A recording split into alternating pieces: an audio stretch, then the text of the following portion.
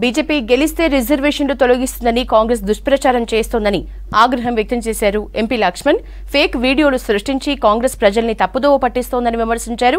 ప్రధాని మోదీ ఉన్నంత వరకు రిజర్వేషన్లకు ఢోకా లేదన్నారు. మూడోసారి మోదీ ప్రధాని కావటం ఖాయమన్నారు. సికింద్రాబాద్ పార్లమెంటు సెగ్మెంట్ పరిధిలోని ముషీరాబాద్లో బీజేపీ శ్రేణులతో కలిసి ఎన్నికల ప్రచారం చేశారు లక్ష్మణ్.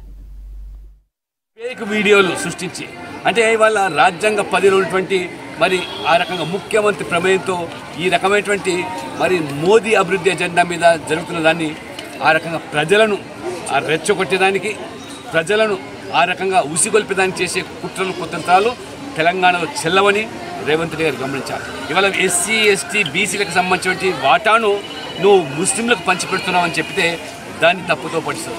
మతపరమైన రిజర్వేషన్లకు బాబాసాహెబ్ అంబేద్కర్ రాజ్యాంగంలో ఎక్కడ కూడా ప్రస్తావించలేదు.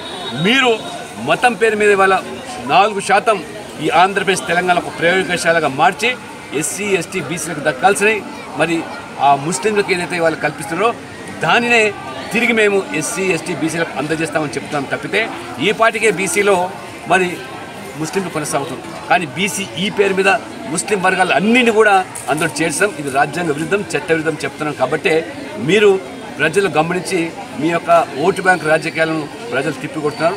వాటి పేదలను ఆదుకోవడానికి వాళ్ళ కట్టుబడింది.